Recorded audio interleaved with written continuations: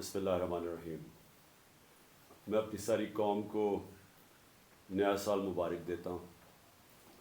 ہمارا جو 2022 تھا مشکل سال گزرا،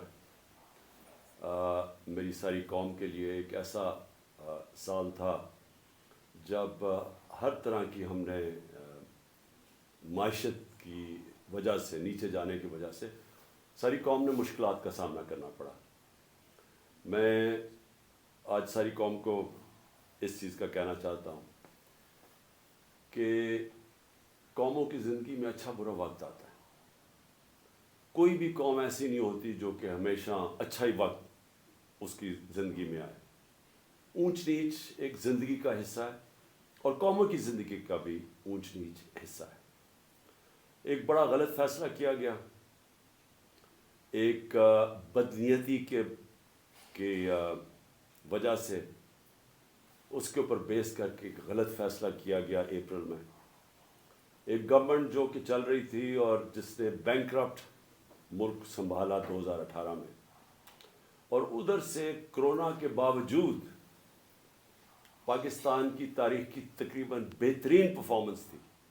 صرف ملٹری گورنمنٹس کی، جب امریکن ڈالرز آ رہے تھے تو ان کی صرف ایسی پرفارمنس تھی جو کہ ہماری گورنمنٹ کی تھی۔ تو بینکرپٹ ملک لے کے ایک بہترین پرفارمنس دی، جو کہ آج گورنمنٹ کی پبلش کی ہوئی اکنامک سروے کے اندر سب کے سامنے ہے کہ سارے اکنامک انڈیکیٹرز اوپر جا رہے تھے۔ ادھر سے گورنمنٹ کو گرایا گیا، اور اس کے پیچھے پھر سے میں کہتا ہوں بدنیتی تھی۔ اور اس کے بعد چوروں کو اوپر مسلط کیا گیا جو 30 سال سے اس ملک میں چوری کر رہے تھے، جن کے اوپر کرپشن کیسز ہم نے نہیں بنائے تھے۔ 95% جو کرپشن کیسز تھے وہ ان کے دور کے بنے ہوئے تھے۔ ان کو اوپر مسلط کیا گیا، انہوں نے آتے ساتھ ہی اپنے سارے کرپشن کے کیسز ختم کیے۔ اور افسوس یہ ہے کہ جو ایف آئی اے کے کیسز، یہ جو موجودہ پرائم منسٹر ہیں، جو 4 گواہ تھے وہ آتے ساتھ ہی 2 مہینے کے اندر مر گئے۔ 4 گواہ سارے ہارٹ اٹیک سے مرے۔ کوئی اتنی عمر کا نہیں تھا کہ جس کو ہارٹ اٹیک ہوتا، اور جو ایک انویسٹیگیٹر تھا ڈاکٹر رضوان، وہ بھی ہارٹ اٹیک سے مرے۔ تو ان لوگوں کو اوپر مسلط کیا گیا، انہوں نے اپنے آپ کو ڈرائی کلین کیا، اور جو ملک کی معیشت ہے اس کو، جو میں نے شروع میں بات کی تھی، اس کو ادھر انہوں نے دھکیل دیا ہے کہ آج نئے سال میں ہمارے پاس صرف 2 چوائسز رہ گئی۔ یا بڑا مشکل فیصلہ ہے آئی ایم ایف کے پاس جانے کے لیے، یا اس سے بھی مشکل فیصلہ ہے آئی ایم ایف کے پاس نہ جانے کے لیے۔ نہ جائیں، اگر آئی ایم ایف کے پاس جاتے ہیں تو ایک اور مہنگائی کی لہر آنے والی ہے، کیونکہ انہوں نے معیشت کا جو ستیہ ناش کیا ہے، یہ کوئی ہمارے ملک کی تاریخ میں ایسا نہیں ہے۔ بلکہ ہم پڑھتے تھے اکنامک ہٹ مین کیا کرتا ہے آ کے، کہ وہ ملک کو مقروض کر دیتا ہے، اور پھر ملک کے جو سارے اثاثے ہیں وہ پھر باہر کی قوتوں کو سستے دام پہ دیے جاتے ہیں۔ یہ ایک بڑی فیمس کتاب ہے اکنامک ہٹ مین کی۔ تو یہ بھی وہی اب سچویشن ہے کہ تقریباً ایسے لگتا ہے سازش کے تحت ان چوروں کو لایا گیا، جنہوں نے آ کے ملک کی معیشت بالکل نیچے گیا، اور خود اربوں روپے، 1100 ارب روپے کے کیسز اپنے معاف کروا لیے۔ تو آج ہم جدھر کھڑے ہیں، میں کیونکہ نیا سال ہے، پہلا دن ہے، میں آپ کو صرف یہ کہنا چاہتا ہوں کہ مشکلات آئیں گی۔ اب تیاری کر لے میری قوم کہ مہنگائی آنے والی ہے۔ ایک ابھی جو مہنگائی ہے اس سے زیادہ مہنگائی آنے والی ہے، کیونکہ ہمارے پاس کوئی اب دوسرا راستہ نہیں ہے آئی ایم ایف کے پروگرام کے بغیر۔ اگر ہم آئی ایم ایف کا پروگرام میں نہیں جاتے تو ہم ڈیفالٹ کر جائیں گے، جس سے اور زیادہ مزید مشکلات ہوں گی جو کہ ہم اس پروگرام میں جب جائیں گے تو ہمارے پاس آئیں گی۔ لیکن میں آپ کو، اپنی قوم کو، صرف یہ مشکلات جو سامنے کھڑی ہیں، ایک آپ کو پیغام دینا چاہتا ہوں۔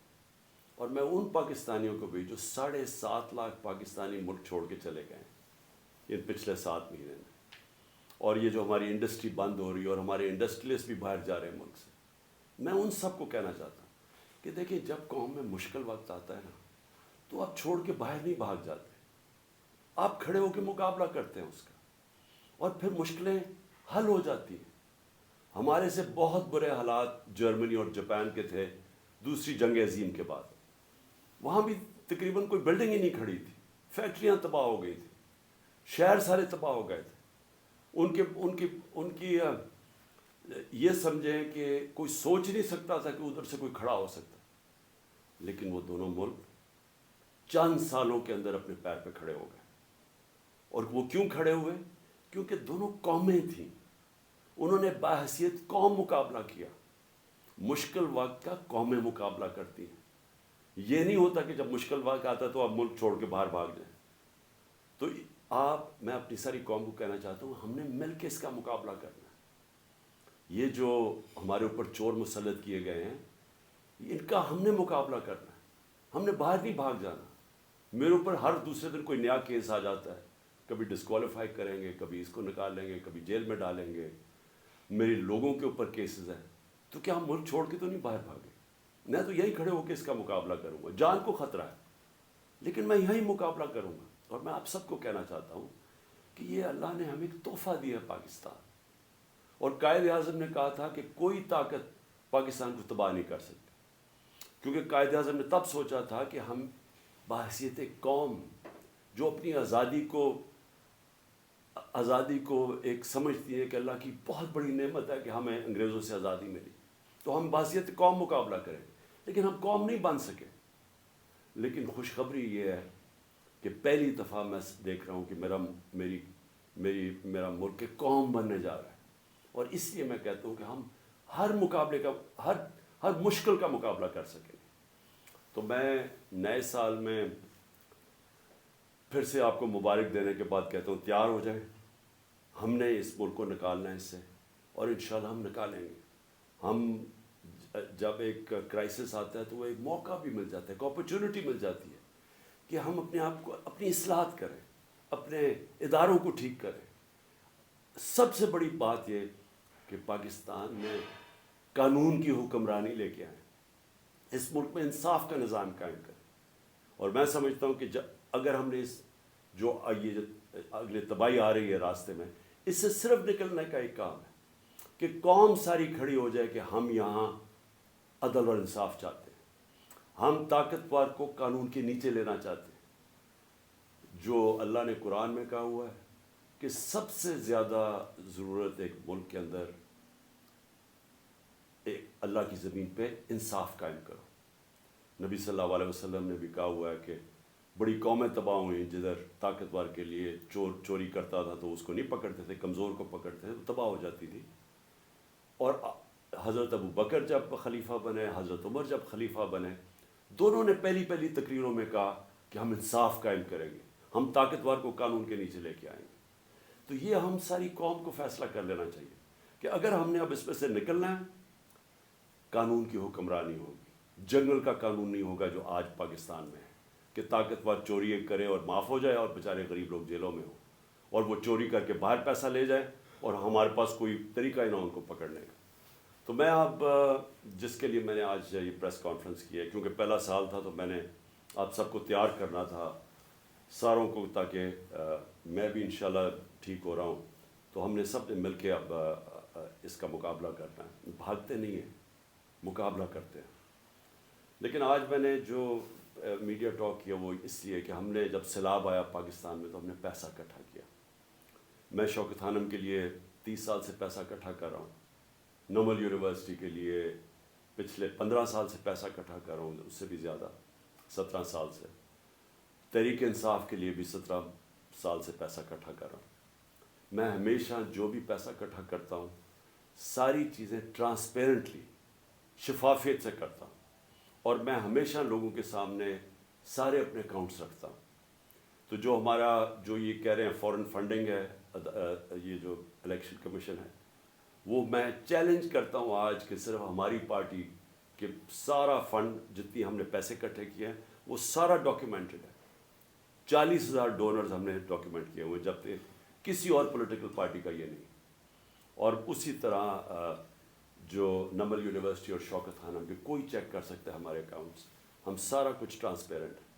تو میں جو ہم نے سیلاب میں پیسہ اکٹھا کیا تھا اس کی آج میں چاہتا ہوں ڈاکٹر ثانیہ آپ کو پریزنٹیشن دے سیلاب کے، جو ہماری جتنا پلیجز آئے تھے ان میں سے کتنا ہم نے خرچ کیا، کتنا آگے کرنا ہے، جتنی ابھی پلیجز آنی ہیں وہ ڈاکٹر ثانیہ آپ کو بتائیں گی. میں صرف ایک چیز کہنا چاہتا ہوں کہ یہ جو سیلاب تھا اس نے پاکستان کے گورننس سسٹم کو پبلک کے سامنے لے کے آیا کہ کون سی حکومت نے کتنی تیاری کی تھی کہ اگر سیلاب جیسا ایک اوپر سے عذاب آتا ہے، ایک مشکل وقت آتا ہے، تو ہم اس کا کیسے مقابلہ کریں گے.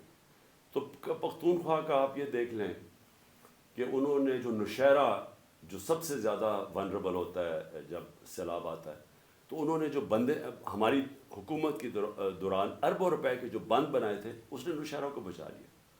اس کے بعد جو پنجاب میں 2 جگہ، ایک تونسا شہر، وہ اگر وہاں انویسٹمنٹ نہ اربوں روپے کی جاتی اس کی پروٹیکشن میں تو وہ ڈوب گیا تھا سارا. اور پھر جو لاہور کے اندر انڈر گراؤنڈ واٹر ٹینکس بنائے ہیں یہ ہمارے حکومت کے دوران، تو جب لاہور میں پانی آتا ہے وہ کھڑا نہیں ہوتا، وہ ٹینکس میں چلا جاتا ہے. وہ پانی سے پھر پودوں کے پانی دینے کے لیے استعمال کیا جاتا ہے. لیکن سندھ کے اندر سب سے بڑی بات یہ ہے کہ کیونکہ سندھ کا فلیٹ ہے، اس کے لیے بہت ضروری تھا کہ جب پانی آتا تو وہ ڈرین کر سکے. تو جو رائٹ بینک آؤٹ فال کینال بنائی گئی تھی وہ پانی کو ڈرین کر کے لے کے جانا تھا سمندر میں. اب وہ 2020 میں وابڈا نے ہماری حکومت کے دوران وہ جو اپنا انہوں نے ایریا کمپلیٹ کینال کا جو کمپلیٹ کرنا تھا وہ کر دیا تھا. انہوں نے 7 شہر تک وابڈا نے جو رائٹ بینک آؤٹ فال کینال کہا تھا وہ پورا کر دیا تھا. لیکن جو آگے سندھ حکومت تھی اس نے وہاں سے آگے لے کے جانا تھا پانی سمندر تک، وہ نہیں انہوں نے کیا. اس کی وجہ سے تباہی بہت زیادہ مچی. ادھر آپ کے سامنے سندھ کے حالات تھے، اور اس میں سارے جو ہمارے لوگ ہیں وہاں بتاتے ہیں کہ بدنیتی بھی تھی. طاقتور نے اپنی زمینیں بچانے کے لیے کمزور کی زمینیں ڈبو دیں. یہ ساری ہمیں رپورٹس ہیں. تو ہم نے فیصلہ کیا تھا کہ جو بھی پیسہ اکٹھا ہوگا وہ ہم سارے پنجاب میں دیں گے، پختون سارے صوبوں کو دیں گے. تو جو سندھ کا پیسہ تھا وہ ابھی ڈاکٹر ثانیہ آپ کو بتائیں گی. ہم ان سے جو ڈیٹا مانگ رہے ہیں سندھ حکومت سے اور NDMA سے، وہ ہمیں ڈیٹا ہی نہیں دے رہے. تو تاکہ ہم نے 1 ارب کا فیصلہ کیا تھا سندھ میں بانٹنے کا، لیکن اس کا ڈیٹا ہی نہیں مل رہا. تو ڈاکٹر ثانیہ آپ کو ساری اس کی ڈیٹیلز دیں گی. تو ڈاکٹر ثانیہ پلیز اب ذرا آپ لوگوں کے سامنے جو بھی کتنا پیسہ اکٹھا ہوا، کتنا آنا ہے اور وغیرہ پلیز لوگوں کے سامنے بتائیں. بسم اللہ الرحمن الرحیم. بہت شکریہ چیئرمین صاحب. سب سے پہلے تو میں تمام سننے والوں کو نئے سال کی مبارکباد پیش کرنا چاہتی ہوں، اور خدا کرے کہ اللہ تعالیٰ یہ نیا سال ہمارے ملک کے لیے خیر کا سبب بنا کے لائے. فلڈ ڈونیشنز کا جہاں تک تعلق ہے تو آپ سب جانتے ہیں کہ چیئرمین صاحب نے 3 ٹیلی تھونس کی تھی. وقتاً فوقتاً ہم ان ڈونیشنز کی کیا یوٹیلائزیشن ہے، کیا سٹیٹس ہے، وہ ہم سلائڈس پبلک بھی کرتے رہے. مگر آج ایک جامع سلائڈ ڈیک ہم پبلک کر رہے ہیں جس کا URL ابھی آپ کو اسکرین پر نظر آ رہا ہے. اس پہ آپ کو تمام تفصیل ڈونیشنز کے حوالے سے نظر آ جائے گی. کچھ چیدہ باتوں کی میں تفصیل آپ کے سامنے رکھنا چاہتی ہوں. سنیپ شاٹ یہ ہے کہ ہمارے پاس ٹوٹل پلیجز 15 ارب کی آئی تھیں 3 ٹیلی تھونس میں. ابھی تک ہمارے اکاؤنٹس میں 4.6 ارب جمع ہو چکے ہیں، اور یہ ڈفرنس کیوں ہے یہ اس پہ ابھی میں تفصیل آپ کو بتاتی ہوں. 3.4 ارب چیف منسٹر پنجاب کے فنڈ میں، 1.2 ارب چیف منسٹر خیبر پختونخوا کے فنڈ میں. یہ مین ڈونیشنز ہیں. ابھی تک یہ 4.6 ارب کی جو ڈونیشنز آئی ہیں اس میں 3.6 ارب جو ہیں وہ خرچ ہو چکے ہیں. اور آج کی تاریخ میں ہمارے 2 ڈیش بورڈز جو ہیں وہ بھی ہم پبلک کرنے جا رہے ہیں، جن کی URL ابھی آپ اسکرین پہ دیکھ رہے ہیں. ان ڈیش بورڈز پہ آپ کو ایکسپینڈیچر کی تمام تفصیلات آپ دیکھ سکیں گے، اور میں ابھی آپ کو یہ کچھ دکھاؤں گی بھی.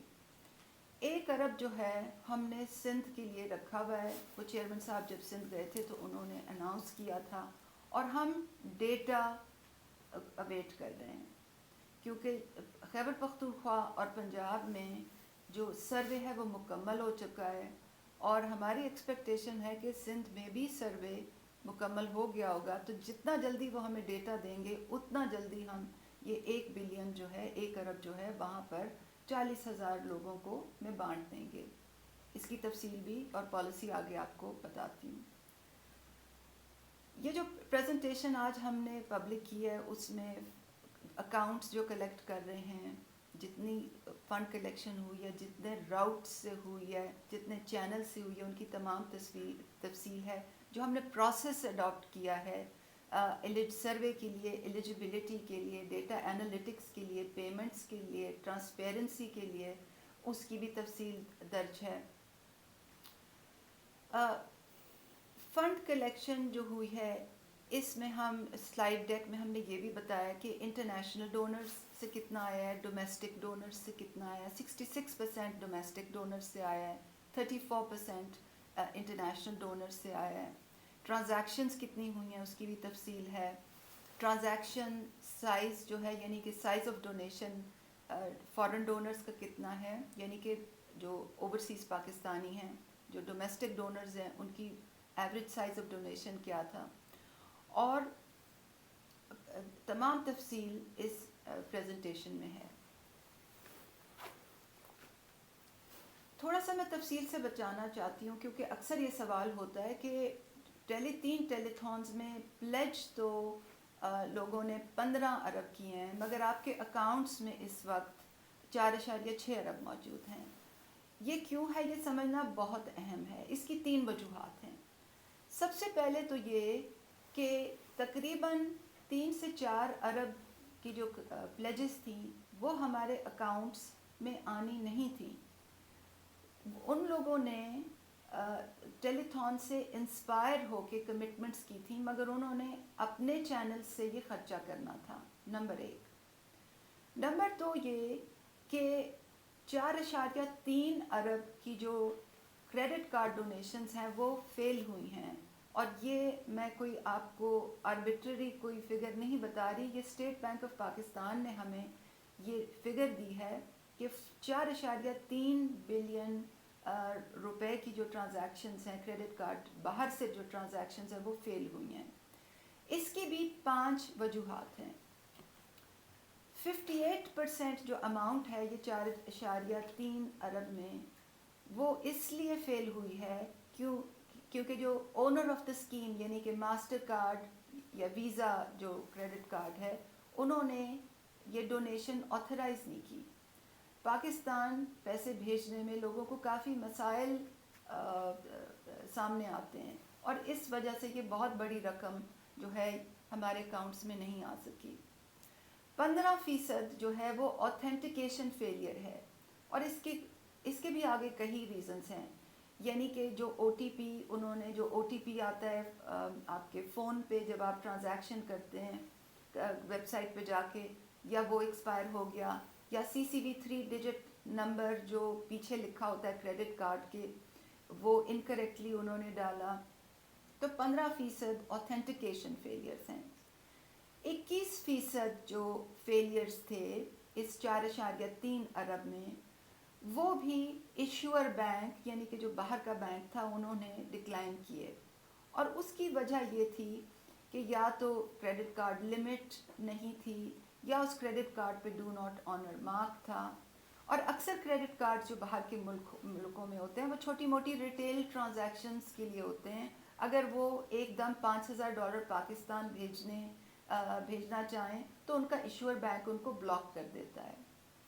2% جو فیلئرز تھے وہ ٹیکنیکل ایررز تھے, یا تو اس میں سسٹم ڈاؤن تھا, اور یا تو وہ ہماری ایک پرابلم کی وجہ سے تھا, کیونکہ ہم نے جب یہ پہلی ٹیلی تھون چیئرمین صاحب نے کی تو 48 گھنٹے کے لیے ہم نے جو ڈونیشن کی لمٹ تھی وہ $10,000 رکھی تھی. ہمیں معلوم نہیں تھا کہ لوگ بہت بڑی بڑی اماؤنٹس میں ڈونیشن کریں گے. تو 2% فیلئرز اس وجہ سے تھے کہ یا تو سسٹم ڈاؤن تھا, یا وہ لوگ جو $10,000 سے زیادہ پہلے 48 گھنٹے میں ڈونیٹ کرنا چاہ رہے تھے ان کی بھی جو ڈونیشن تھی وہ ڈکلائن ہوئی. اور 4% ایسی فیلئرز تھے جو کہ رسک بلاکڈ بن میں تھے, یعنی کہ ان کریڈٹ کارڈز پہ کوئی کویسچن مارکس تھے اور ان کی ایشور بینک نے ان کو بلاک کر دیا.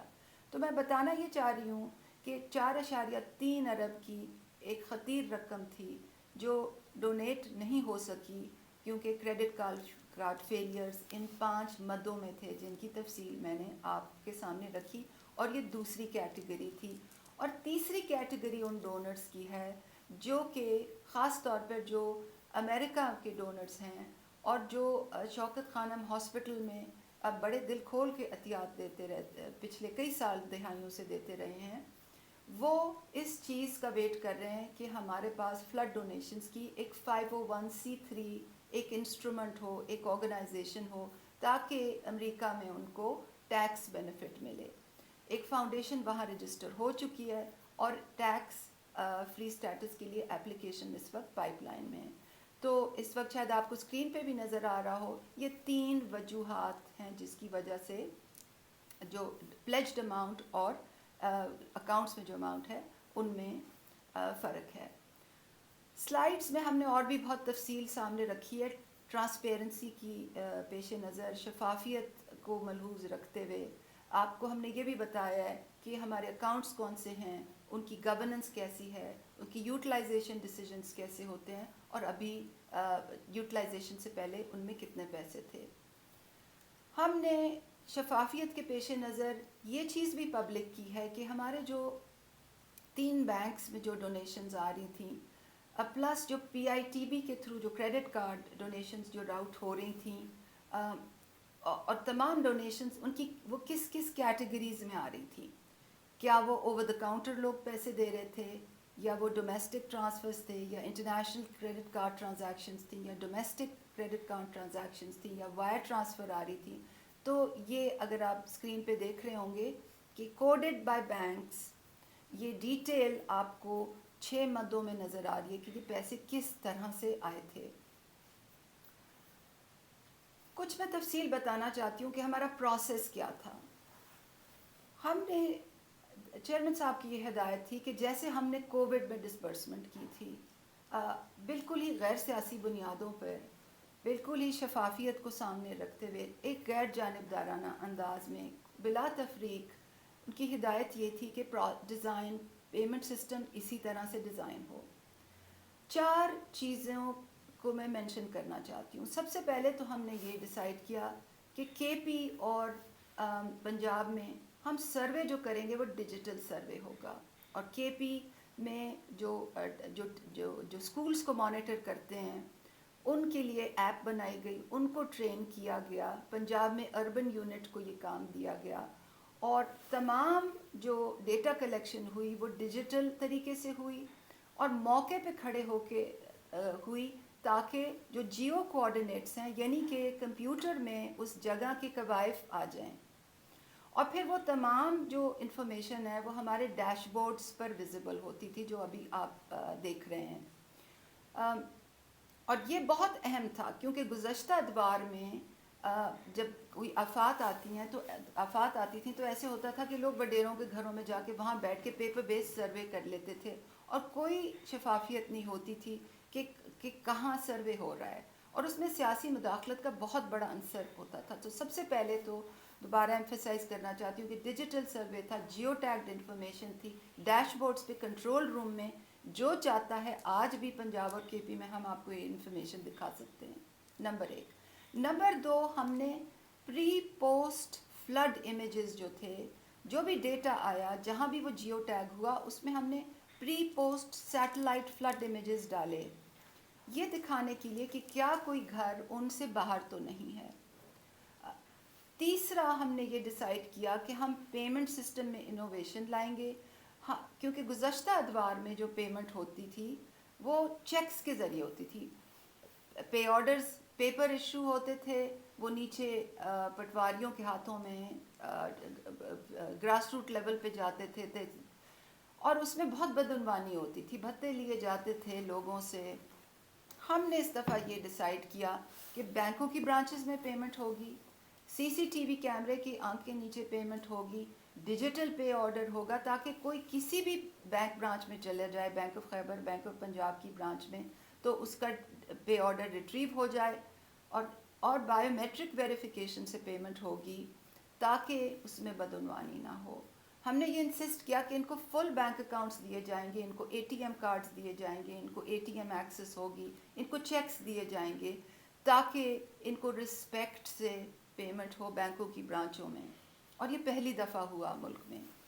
اور چوتھی جو ہم نے ڈیسیجن کیا وہ یہ کہ تمام انفارمیشن ہم پبلک کریں گے، جو ایگریگیٹ انفارمیشن ہے وہ ہم پاس ورڈز کے بغیر لوگوں کو پرووائڈ کریں گے، تحصیل لیول کی انفارمیشن، اور جو انڈیویجولز کی انفارمیشن ہے جہاں نام ہے اس کو پاس ورڈ پروٹیکٹڈ رکھیں گے، تاکہ اگر کوئی دیکھنا چاہے تو آڈٹ کی آنکھ سے، مانیٹرنگ کی آنکھ سے، تو ان کو بھی ہم وہ دکھا سکیں۔ تو میں آپ کو تھوڑا سا دکھانا چاہتی ہوں، next one.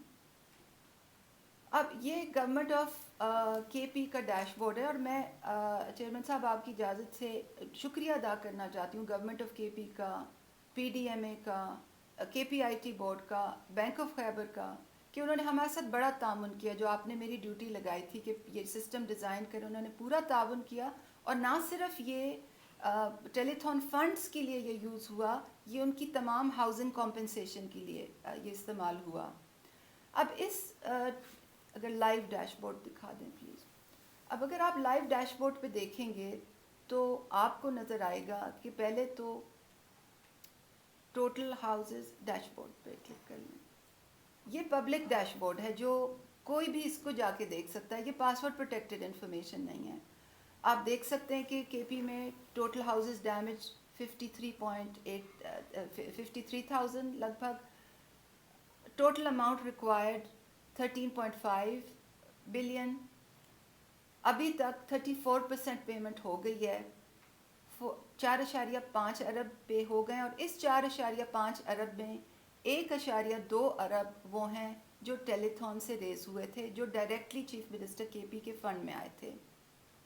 Public dash board پر اگر آپ دیکھیں تو سمری اسٹیٹسٹکس آپ دیکھ سکتے ہیں کہ ٹوٹل ڈیمیج گھر کتنے تھے، ابھی پائپ لائن کیسے چل رہی ہے، کتنا ڈیٹا پی ڈی ایم اے کے پاس ہے، کتنا ڈیٹا بینک کے پاس ہے، کتنے اکاؤنٹس کھل چکے ہیں، کتنے اکاؤنٹس کریڈٹ ہو چکے ہیں، یہ لیفٹ سائڈ پہ آپ دیکھ سکتے ہیں۔ پھر اگر کوئی اپنے ڈیمیج گھر کا سٹیٹس دیکھنا چاہے اور اپنا سی این آئی سی ڈالے یہاں پر، تو اس کو اس کا سٹیٹس پتہ چل جائے گا کہ کیا اس کا ڈیمیج ٹائپ کیا تھا، اور اس کا کیس سٹیٹس کیا ہے، کیا بینک کے پاس ہے، کیا پی ڈی ایم اے کے پاس ہے، کیا اس کا اکاؤنٹ کھل چکا ہے۔ یہ تمام جو انفارمیشن ہے یہ پبلک ڈومین میں ہے۔ اب ہم ایک پاس ورڈ پروٹیکٹڈ، اب ہم نے انڈیویجول جو انفارمیشن ہے وہ پاس ورڈ پروٹیکٹڈ سائٹ پہ رکھی ہوئی ہے، تاکہ ایک ایک انڈیویجول کا حساب ہم دکھا سکیں۔ اور اس میں اگر آپ لاگ ان کریں گے اور اگر آپ کمپنسیٹڈ کیسز کی لسٹ کھولیں گے تو آپ کو لوگوں کے نام، ان کا فادرز نیم، ان کا سی این آئی سی، اب اپڈیٹڈ سی این آئی سی اس لیے یہاں پر لکھا ہوا ہے کیونکہ جب یہ پہلا ریکارڈ پہلی دفعہ آیا تھا تو اس میں کوئی ڈسکریپنسی تھی، پی ڈی ایم اے نے واپس بھیجا اور کہا کہ اس ڈسکریپنسی کو ریزالو کریں۔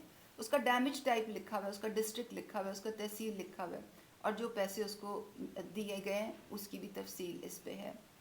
تو یہ ڈاؤن ٹو دا لاسٹ مائل ہماری کوشش تھی کہ ایک غیر سیاسی بنیادوں پر ایک شفاف، منظم، غیر جانبدارانہ انداز سے ایک نئی روایت رکھی جائے کہ تمام ڈیٹیلز پبلک کی جائیں، کیونکہ بارہا ہم نے دیکھا ہے حکومتیں پرومسز بہت کرتی ہیں، بہت پرومسز کرتی ہیں، مگر سال گزر جاتا ہے اور ڈسبرسمنٹ کی کوئی ڈیٹیل نہیں ہوتی۔ اسی طرح گورنمنٹ آف پنجاب کا بھی ڈیش بورڈ ہے، جیسے کہ گورنمنٹ آف کے پی کا ہے، یہاں بھی انفارمیشن کچھ پبلک ڈومین میں ہے اور کچھ پاس ورڈز کے پیچھے ہے۔ نیکسٹ، یہ تو رہی تفصیل کے پی اور پنجاب کے حد تک۔